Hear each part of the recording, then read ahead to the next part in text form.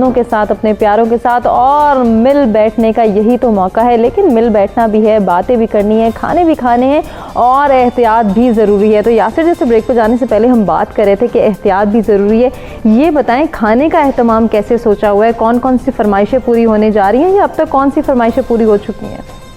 ये आपने बड़ा अच्छा सवाल किया। मेरे ख्याल है ये तमाम सवालों का जैसे कहते हैं ना वो सरदार है ये सवाल। बिल्कुल ऐसे ही है। जो ईद उल अज़हा है उसमें यकीनन जो खाने का सिलसिला है वो आपको पता है ज़्यादा गोश्त के साथ ही मुतालिक होता है।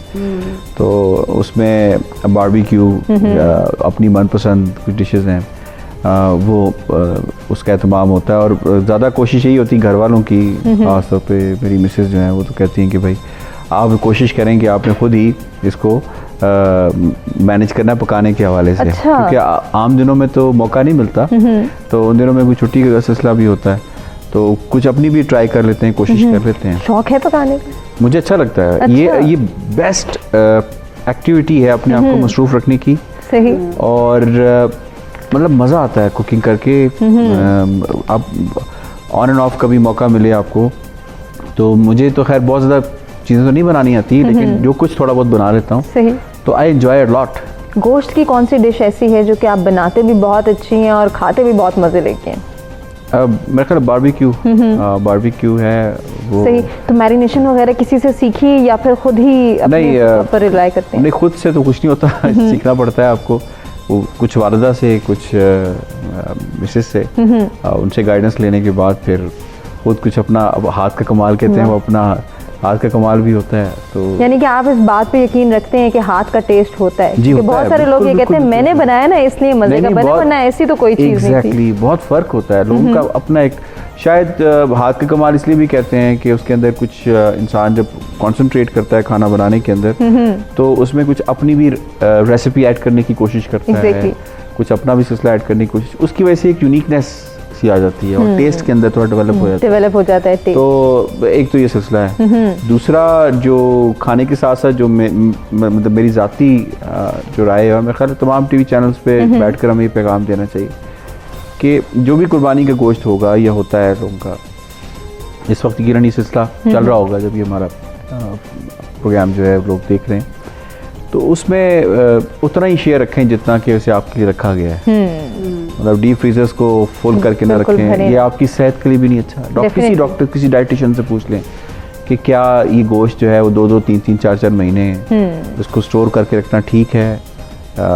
उतना रखें जितना आपने इस्तेमाल करना है। हार्डली 4-5 दिन, 6 दिन आपके इस्तेमाल के लिए हो, बस बहुत है। और बांटें जिस मकसद के लिए दिया गया है। आप उसके फ़लसफ़ा, कुर्बानी का जो फ़लसफ़ा है उसको देखने की कोशिश करें।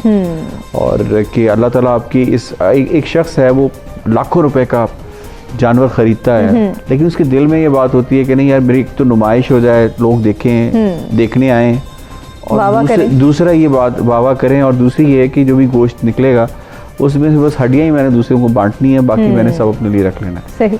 ये प्लानिंग नहीं होनी चाहिए। आप कम से कम आप उन लोगों का ख्याल रखें जो पूरा साल इंतजार करते हैं, इस दिन का इंतजार करते कि ये दिन कब आएगा और कब। और अभी मैं देख रहा था कोविड के अंदर लोगों का एक पता नहीं, आई डोंट नो, मैं किसी की नीयत पे शक नहीं करता कि एक्सक्यूज़ है ये क्या है, ये कोविड है हम इसलिए परचेजिंग नहीं कर रही है, जानवर नहीं ले रहे, कोविड है। तो आप नहीं ले रहे तो आप किसी जगह शेयर डाल रहे हैं, बिल्कुल ऐसा डाल रहे हैं ताकि आपके पास, यस ऑनलाइन है, अब 100 ऑप्शन आ गए हैं आपके पास।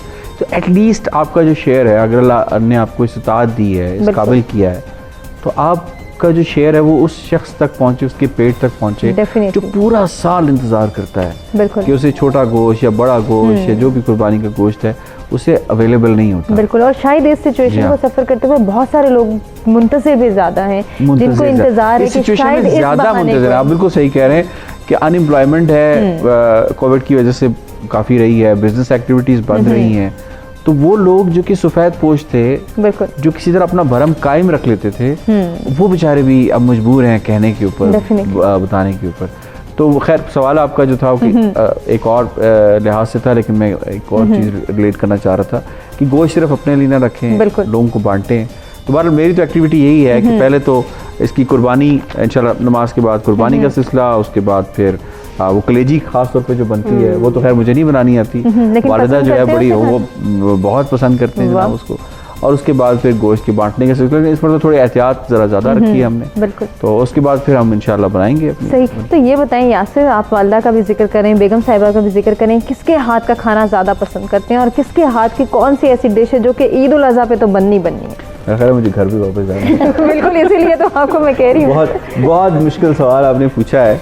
और देखें वालिदा जो है उनके इस पे बात थोड़ी लंबी हो जाती है। To cut the long story short, एक थोड़ा सा वाक़या आपसे शेयर करना चाहता हूँ। मुख्तलिफ लोग बात करते हैं, वो एक शख्स होता है ना, उसकी बेगम उसे खाना बना के देती हैं और बड़ा लजीज खाना बना के देती, बड़ी मेहनत के साथ साथ। तो वो जब उससे पूछती हैं कि जी खाना कैसा है, तो वो आगे से कहती हैं कि वो शख्स बोलता है कि जी बहुत ज़बरदस्त खाना आपने बनाया है, लेकिन जो मेरी माँ का खाना है, हाथ की खाना है, वो उसकी क्या ही बात है। खैर वो परेशान होती है कि मैं हर तरह से कोशिश कर ली, वो जायका जो है मैं वो नहीं डेवलप कर पाई। तो एक दफ़ा जो है वो पूछती हैं अपनी सास से कि जी किस तरह का ये सिलसिला सारा कुछ। वो बेसिकली इसका जो कह सकते हैं कि मॉरल ऑफ द स्टोरी वो यही है कि क्योंकि एक आपकी बचपन से एक अटैचमेंट होती है, बिल्कुल एक आदत होती है। मतलब माँ की खाने में भी एक आदत है, माँ की पहनावे के अंदर भी एक आदत है। घर के अंदर आए तो माँ आपको नज़र ना आए तो आपको लगता है कि अजीब सुनसान सा एक माहौल सा हो गया है। तो वो बेसिकली वो कहती है, वो खातून जो सास अपनी बहू से कहती है कि कोई टेस्ट का मामला बेसिकली नहीं है, ये वो अटैचमेंट है जो बच्चों की अपनी वालिदा के साथ होती है। तो वालिदा का अल्हम्दुलिल्लाह उनका अपना एक सिलसिला है, और जो बेगम साहिबा है उनका अपना है। वो बहुत अच्छे तरीके से वो एहतमाम करती हैं और बड़े ज़बरदस्त अंदाज से आम रूटीन के अंदर, खानों के अंदर बड़ा एहतमाम। कोई एक चीज़ जो सबसे ज़्यादा अच्छी बनाती हैं वालिदा की, बेगम साहिबा अब सारी चीज़ें बहुत अच्छी बनाती हैं उनका बड़ा, क्योंकि उनको पता है कि मैं थोड़ा सा क्या खुश खुराक हूँ। अच्छा, माशाल्लाह जी, उस वजह से वो बड़ा एहतमाम करती हैं। तो फेवरेट डिश क्या है? मटन बिरयानी, मटन कोरमा, या इस तरह से कौन सी ऐसी? मटन, चिकन, बिल्कुल इस तरह की मुख्तलिफ डिशेज हैं। बिरयानी खास तौर पे, सही, कोरमा खास तौर पे। बिल्कुल, मर्द हजरात जो हैं वो बिरयानी बहुत पसंद करते हैं। अब देखना ये होता है कि ख़वातीन अच्छी बिरयानी बना पाती हैं या नहीं, और अगर वो बनाती हैं तो वो रेसिपी सीखती कहाँ से हैं। तो आसमा, अब आपके पास आ गया मेरा सवाल कि अच्छी बिरयानी बनाने के लिए कितनी एफर्ट करनी पड़ती है? कोई नहीं, आप बस एक करीबी स्टोर पे जाएं, वहाँ से एक पैकेट मिलता है बिरयानी मिक्स, वो लाएं, जो उसके ऊपर लिखा है उसे फॉलो करें और बस बन गई। घर वाले उससे सेटिस्फाई हो जाते हैं? हाँ, मेरे बच्चे चूंकि छोटे हैं तो वो तो बड़े वो माँ वाली बात होगी, यम्मी की आवाज़ एक बिल्कुल ऐसे ही, और वो खुश हो जाते हैं। और हाँ, थोड़ा हाथ का टेस्ट भी होता है। चावलों को कितना दम लगाना है ये उसके ऊपर नहीं लिखा हुआ होगा, ये आपको खुद से पता होना चाहिए। चावल कौन से इस्तेमाल करने हैं, बासमती जो हमारी माएँ हमें शुरू से बताती आई हैं। और अच्छे बासमती की तो ये पहचान है कि एक घर में पकता है वो पूरे एरिया में उसकी खुशबू जो है, वाले में उसकी खुशबू जो है फैली रहती है। अगर खुशबू ना फैली इर्द गिर्द तो फिर तो मज़ा ही नहीं है, मज़ा ही नहीं है। फिर कैसे बताना कि बिरयानी पकाई, इतनी एफर्ट की है। लेकिन मुझे बिरयानी बनाने से ज़्यादा आसान, ज़्यादा अच्छा और ज़्यादा मज़ेदार काम जो लगता है वो पुलाव बनाना लगता है। और मैं बहुत अच्छा मटन पुलाव बनाती हूँ। तो आज ये मैं जाते जाते आप लोगों को दावत भी देती भी जाऊँगी। बिल्कुल, हम खाने ज़रूर आएंगे, क्योंकि आपकी बात सुन के ही हमें भूख लग गई है। और मैं काली मिर्चों वाला बनाती हूँ। अच्छा, इस वक्त बहुत सारे चैनल्स पे जो बहुत सारे मेरे कलीग्स हैं वो देख रहे होंगे और वो दिल में सोच भी रहे होंगे कि हमें भी ये बताती ही चली गई, खिलाया नहीं। तो हम सॉरी, अभी अगर आप लोगों ने खाना है तो आप इस्लामाबाद आ सकते हैं, लेकिन मैं वाकई बहुत अच्छा बनाती हूँ। कुछ कलीग्स ने खाया हुआ भी है। उसके लिए कोई खास रेसिपी है या खुद से ही प्रिपेयर करती है? देखिए, उसमें यह है कि आपने बिल्कुल भी लाल मिर्च का इस्तेमाल करना ही नहीं है। अच्छा, बस सिर्फ नमक आपने डालना है और काली मिर्चें डालनी है। जैसे अम्मा हमारी तड़का लगाया करती थी, उसी तरह से तड़का लगाना है। और फिर वो उबला हुआ गोश्त जो पहले से गला हुआ हो उसको डाल के हल्का सा भून के फिर वो पानी को उबाला दे के, और उसके अंदर पानी उबालने के बाद आप उसमें राइस डाल के उसको फिर दम दे दें। क्या बात! तो देखिए, मैंने सेकंड्स में आपको रेसिपी भी शेयर कर दी और बता दिया कि कितना अच्छा जो है वो हम पुलाव खा सकते हैं। आसमा के घर जाके अगर हम खाना चाहें तो काली मिर्च वाला पुलाव। तो बच्चों की कितनी फरमाइशें पूरी करती हैं और बच्चों की ईद उल अज़हा पे कैसी फरमाइशें सामने आती हैं? देखिए, मेरे बच्चे अभी इतने छोटे हैं कि उन्हें बाकी चीज़ों का कुछ इतना मालूम नहीं है जिस तरह से दीगर बच्चे ख्वाहिशें कर रहे होते हैं। हाँ, कुर्बानी के जानवर के बारे में ज़रूर मालूम है। गाय से उनको डर लगता है, तो हमेशा ये फरमाइश आती है कि जी अम्मा हम बकरा लेके आएंगे। सही। फिर उसके बाद होता ये है कि बकरे के ऊपर सवारी भी करनी है, क्योंकि बाकी चीजें जिस तरह की बच्चों की एक्टिविटीज होती हैं, या उसको बांध के उसको गली में घुमाना भी है, तो इन चीजों से थोड़ा ये कोविड-19 की वजह से हमें रोकना पड़ा, थोड़ी मुश्किल भी हुई। बिल्कुल। लेकिन बहरहाल बच्चे बात सुन लेते हैं। बाकी उनकी फरमाइशों की बात रहेगी तो उनको तो पिज्जा पसंद है, उनको बर्गर्स खाने हैं, उनको ये नहीं है कि भुना हुआ गोश्त पड़ा है, या उनको इससे कोई गलत नहीं है। जंक फूड की तरफ आजकल जैसे बच्चे हैं, उसी तरह से मेरे बच्चे और भी हैं। उसमें तो बच्चे तंग भी नहीं करते, वो तो कहते हैं बाहर से ऑर्डर किया और खाना है। नहीं, मैं घर वो पे अम्मा नहीं हूँ बना जो रहे। ज्यादा खुद बनाती हूँ। और अच्छा। जब से कोविड आया है, मुझे नहीं याद कि मेरे घर में कुछ बाहर से मैंने कुछ ऑर्डर किया हो। जबरदस्त। मैं सब कुछ खुद बेकिंग कोविड ने ये लाइफस्टाइल के अंदर चेंजेस, कुछ पॉजिटिव चेंजेस जो हैं वो लाई हाँ, ये पॉजिटिव है, बिल्कुल यहाँ से सही कह रही हैं, थोड़े से positive खवातीन है भी हमारे। जिम्मेदार हो गए। ऑर्गेनिक हो गए हैं आप। थोड़े हम ऑर्गेनिक हो गए हैं, बिल्कुल ऐसा ही। और मैं तो अभी ये भी प्लान कर रही थी कि मैं अब घर पे कुछ मुर्गियां भी पालूंगी। अच्छा, यहाँ तक प्लानिंग है, तो इतना टाइम मिल जाता है प्लानिंग है। और मैं आपको एक बात बताऊँ अम्मा, ये बिल्कुल भी मुश्किल नहीं है। अगर आपके पास स्पेस है तो वो घर में इतनी सब्जी रोजाना बचती है, कुछ ना कुछ चीजें, आटा वगैरह, इस तरह की जो भी चीजें आप उनको वो डाल सकते हैं, मुर्गियों को या दीगर कुछ भी आप रखना चाहते हैं, तो आप ये चीजें इजीली मैनेज कर सकते हैं। सही। और फिर ऑर्गेनिक चीजें तो इसका तो कोई मुकाबला नहीं है। आजकल तो मैं देख रही हूँ कि अगर बाहर से फर्ज कीजिए मुर्गी अगर आपको 300 रुपए किलो मिलती है, तो ऑर्गेनिक आपको 1000 से 1200 रुपए किलो मिलती है। ऐसे ही है, तो क्यों ना घर पे उसकी पाल मांग के और बहुत ट्राई है, किया क्यों जाए। ना घर में अगर आपके पास स्पेस है तो आप ये चीजें तो उगाएं। इसके और साथ साथ टाइम कितना होना जरूरी है?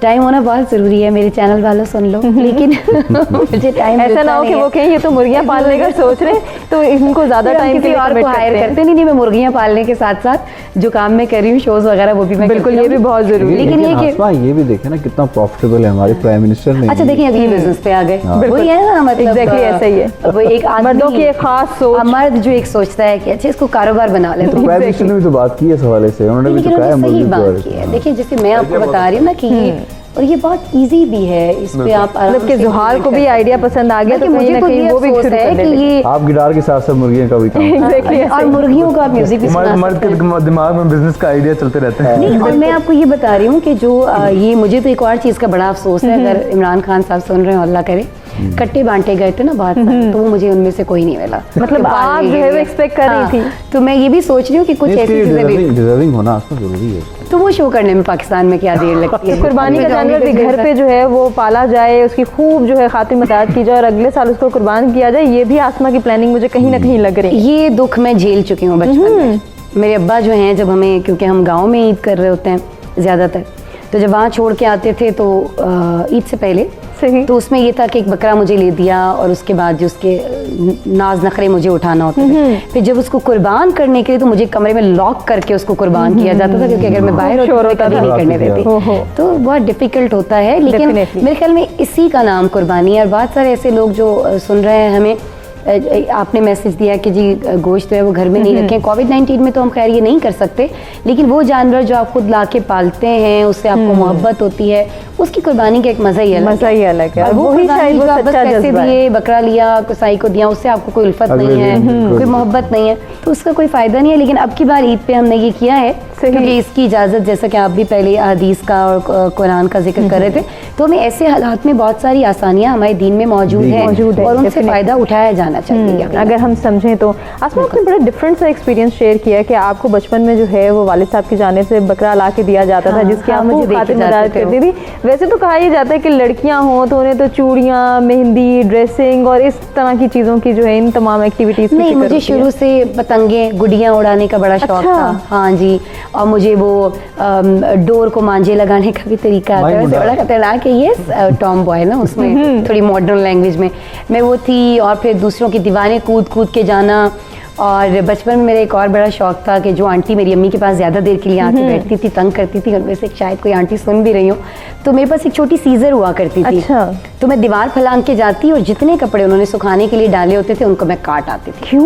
क्यों मेरी अम्मी के पास ज्यादा देर बैठती है। अच्छा, तो उनको ये पता नहीं चला कि कौन आके उनके कपड़े काट? नहीं, वो आके जब घर में गालियां देती थी तो मेरे थोड़े से चेहरे के तासुरात तब्दील होते थे, लेकिन फिर मैं वहां से रफू चक्कर हो जाती थी, इससे पहले कि वो समझें। अगर उन्होंने अभी सुन लिया हो तो वो तो अब तो बेचारी आंटी क्या कर लेंगी। बिल्कुल ऐसे ही हो सकता है, वो डिमांड करें कि मेरे वो तमाम कपड़े वापस करो या फिर उनके लिए मुझे पैसे दे दो। तो जुहाल ये बताएं, अब मोस्ट वेलकम, आप आ जाइए। अब आ जाएं। बिल्कुल, उस वक्त डर लगता था। जुहाल ये बताएं, जैसे कि आसमा से पूछा, यासिर साहब से हमने पूछा कि उनकी बचपन की ईद कैसी थी, तो आपकी बचपन की ईद कैसी गुजरती थी? काफ़ी फ़र्क पड़ चुका है अब। जो बचपन की वो एक वो तैयार होना और वो सब दिमाग में रखा होता था कि कज़न से मिलेंगे, दोस्तों के पास जाएंगे, ये होगा वो होगा, अब थोड़ा सा वो काफ़ी मेलो डाउन हो चुका हुआ है। अब एक तो ये कोविड की वजह से भी उसकी वजह से ये है कि एहतियात करनी है, बाहर नहीं जाना एंड ऑल, फिर कज़न से भी थोड़ा दूर दूर, सोशल डिस्टेंसिंग, थोड़ा दूर दूर रहना है, एहतियात करनी है।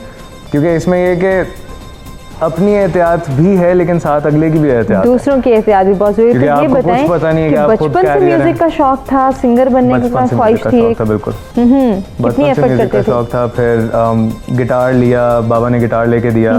फिर मुझे गिटार सीखे हुए तकरीबन कोई हो गए हैं 9-10 साल। अच्छा, माशाल्लाह। तो किसी से सीखा या खुद से ही प्रैक्टिस की? खुद से प्रैक्टिस की। क्या बात है जी। यकीनन हमारे जो व्यूअर्स हैं वो भी मुंतज़िर होंगे कि जुहाल उन्हें कुछ सुनाएं। तो हमें ब्रेक की जाने भी बढ़ना है, लेकिन साथ ही ब्रेक पे जाएंगे और साथ ही जुहाल से कहेंगे कि वो भी हमें कुछ सुना दें। ब्रेक के बाद या अभी सुनाइए। बिल्कुल।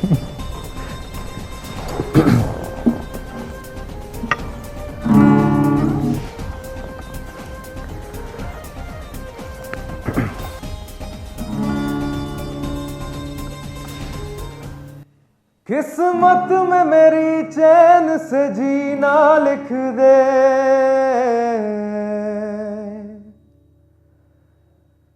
डूबे न कभी मेरा सफीना लिख दे। जन्नत भी गवारा है मगर मेरे लिए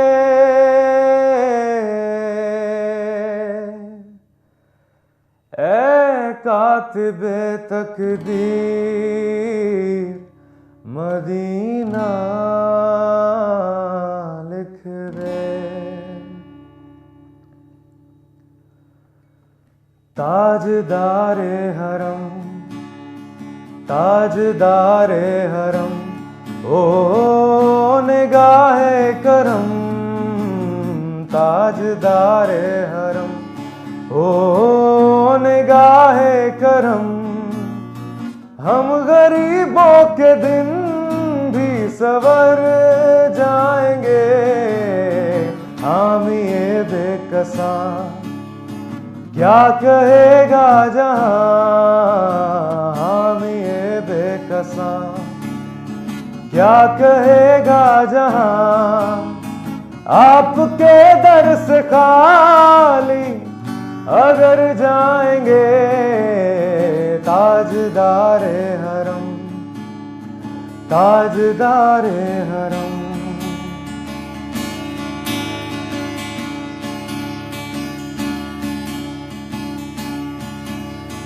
कोई अपना नहीं गम के मारे हैं हम, कोई अपना नहीं गम के मारे हैं हम।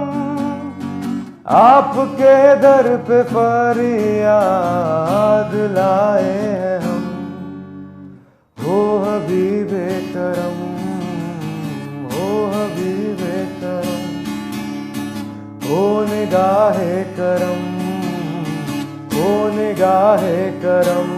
वरना चौखट पे हम आपका नाम ले लेके मर जाएंगे, हो निगाहे करम।